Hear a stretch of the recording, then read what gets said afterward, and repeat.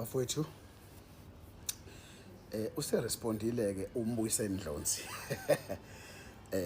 enkulumeni kaJulius Malema userespondile uMbuyiseni Dlonzi and uresponde kahle kakhulu. uMbuyiseni Dlonzi uthi hands off General Mkhwanazi, nami futhi ngithi hands off General Mkhwanazi ngoba ukubeka ngokusobala ukuthi uma kuukuthi uGeneral Mkhwanazi akavikelwa lelizwe lelu lizoba i-mafia state.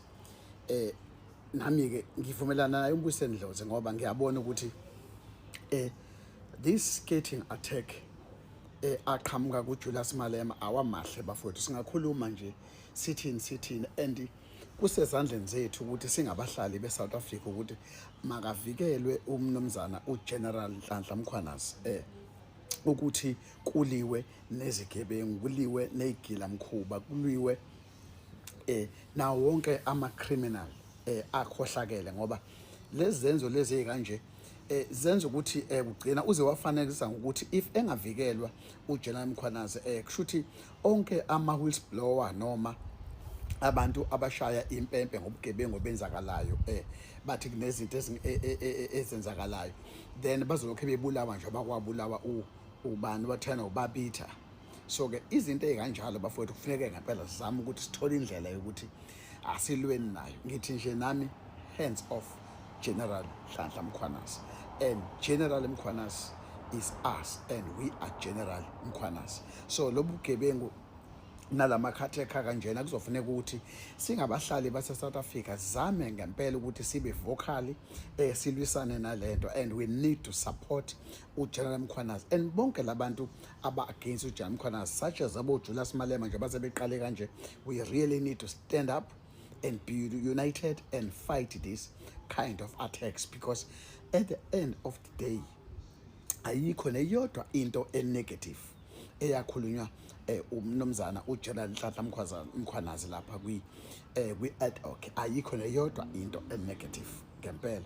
So ke this is uncalled for ukuthi umuntu njengo uJulius Malema oyileader ye-party enkulu kangaka, i-political party enkulu kangaka, i-EFF, ukuthi engafike aqhamuke sezoma ehlangalaleni ne-platform akhulume kuyona. I don't think it was a good platform.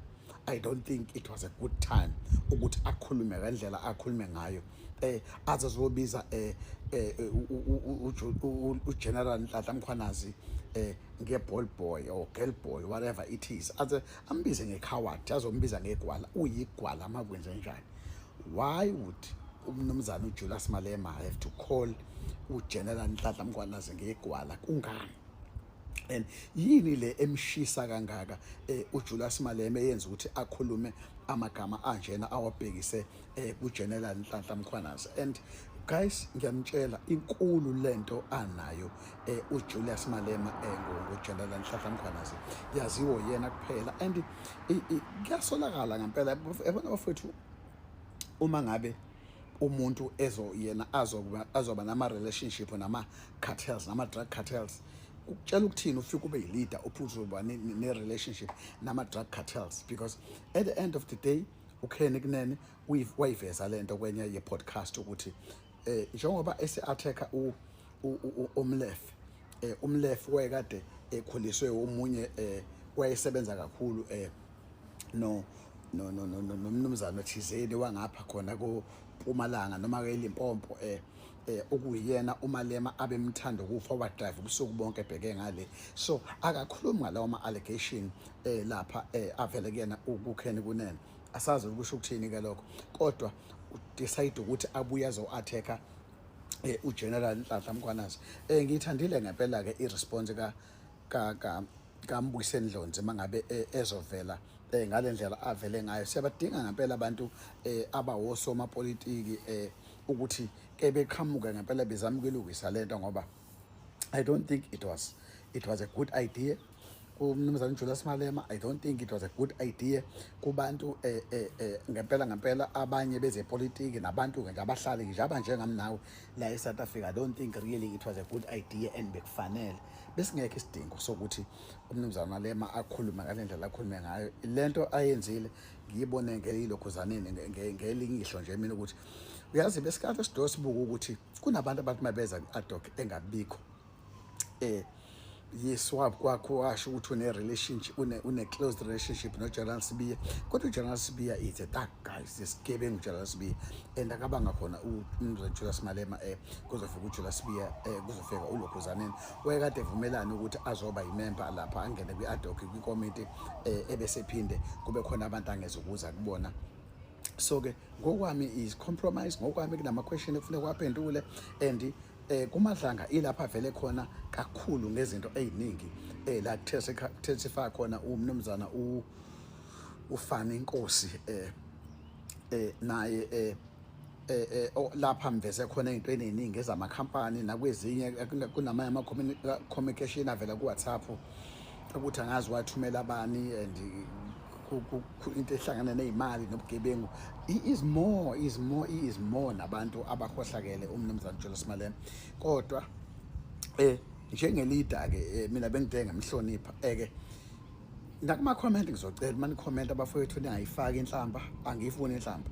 Sinelungelo lonke lokuthi sikhulume njengabahlali base South Africa. Sinelungelo sonke lokuthi si-raise ama-voice ngento esingayithandi, but musa ukufaka inhlamba kuma-comment, musa ukuhambisa inhlamba. Ngeke silungise lutho ngenhlamba, angeke silungise lutho ngempi, yabo. Angifuni into ezokuma silungise bese silungise ngoronke. No, angikufuni lokho. Kodwa into eyenziwe umnumzana uJulius Malema, i-response yakhe ikhombisa khona ukuthi unezinto eziningi ayifihlayo, unezinto eziningi azaziyo ekufuneka futhi ayiphendule.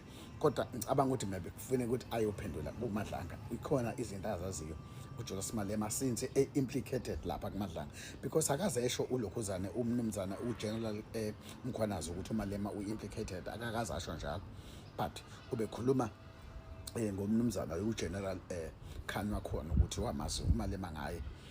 So izinto ezikanjalo and inkinga angazi bafowethu, angazi. Ake sikhulumeni la kuma-comment, kodwa ningathuki inhlamba, ngiyanicela please. Inhlamba angiyifuni, inhlamba. Asibhekeni zonke izinto ezingenzeka, kodwa nje asithi hands off General Mkhwanazi, asinje hands off General Mkhwanazi. That's what we can say, and we must still give our general support. That's what we need to do. If we say General Mkhwanazi is us, we're going to have to stand up really say General Mkhwanazi is us. We need to do everything that we can do to protect our General Mkhwanazi. Ukuthi lokho athekho abantu abangena mudla nabangenendaba ne-South Africa nabandaba khona amaduze Malema wethu General Mkhwanazi is us, we must support it, blah blah blah blah blah, jiki yonke lento le iphelile, ayikho lento le. Fighters, we must do this and this and this. Kudlalwa ngabantu nje. I think uneyinhloso zakhe umnumzana Malema.